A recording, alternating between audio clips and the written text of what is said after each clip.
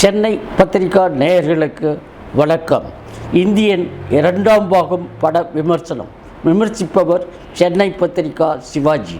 சித்தார்த்து தன்னோட நண்பர்களோடு சேர்ந்து ஒரு யூடியூப் சேனல் நடத்திட்டு வர்றாரு. அப்போது அரசு தனியார் நிறுவனங்களில் நடக்கிற ஊழல் எல்லாம் எடுத்து வெளியிட்டுக்கினே வர்றாரு. அதனால் சித்தார்த்துக்கு எதிர்ப்பு கிளம்புது. அதனால் இந்த ப்ராப்ளம் சால்வ் ஆகணும்னா இந்தியன் தாத்தா வந்தால் தான் சால்வ் ஆகும் அப்படின்னு நினைக்கிறாரு. அதனால் அவர் வெளிநாட்டில் இருக்கிறதுனால அவரை இந்த நாட்டுக்கு வர வைக்க ஏற்பாடு பண்ணுறாரு. அவரும் வந்துட்டு தமிழ்நாட்டுக்கு மட்டும் இல்லாமல் இந்தியாவில் யார் யாரெல்லாம் ஊழல் செய்கிறாங்களோ அவங்களுடைய ஊழல் எல்லாம் அவங்க குடும்பத்தில் இருக்கிறவங்களே சொல்கிற அளவுக்கு எல்லாரையும் இளைஞர்களையும் தூண்டி விடுறாரு. இது அவருக்கு எதிர்ப்பு கிளம்புது. அது மட்டும் இல்லாமல் சித்தார்த்துக்கும் எதிர்ப்பு வருது. ஏன் இந்த எதிர்ப்பெல்லாம் சந்திக்கிறாரு?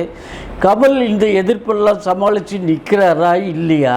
அவரை காவல்துறை கண்டுபிடிச்சதா இல்லையா என்றதெல்லாம் சொல்கிறதுக்கு தான் ரொம்ப இன்ட்ரெஸ்டிங்காகவும் ஆக்ஷன் மூவியாகவும் சொல்கிறதுக்கு தான் படத்தோட மீதி கதை. தனி மனிதனாக தனது நடிப்பாலேயே படத்தை தூக்கி நிறுத்தியிருக்காரு கமல்.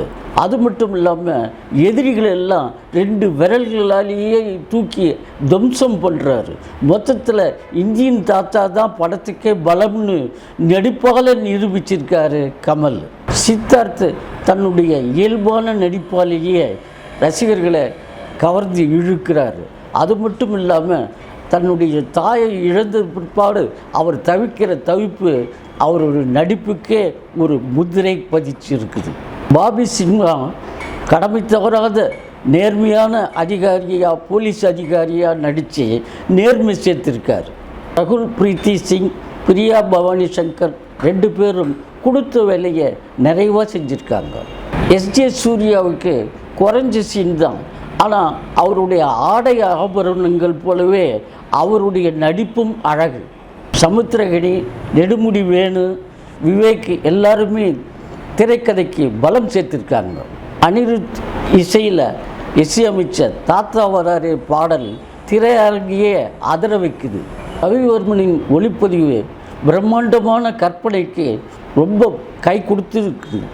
ஸ்ரீகர் பிரசாத் படத்தொகுப்பு இன்னும் கொஞ்சம் நீளத்தை குறைச்சிருந்தா இன்னும் படம் வேகமாக நகர்ந்திருக்கும். கலை இயக்குனர், சண்டை பயிற்சியாளர்கள் 2 பேரும் படத்துக்கு பலம் சேர்த்திருக்காங்க.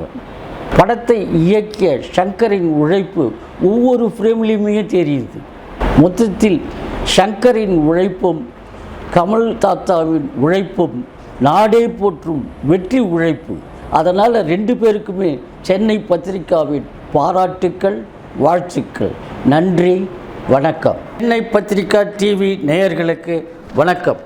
லைக் பண்ணுங்கள், ஷேர் பண்ணுங்கள், சப்ஸ்கிரைப் பண்ணுங்கள். மறக்காமல் பெல் பட்டன் ப்ரெஸ் பண்ணுங்கள். அப்போ தான் நாங்கள் போடுற வீடியோ உடனுக்குடனே உங்களுக்கு ரீச் ஆகும்.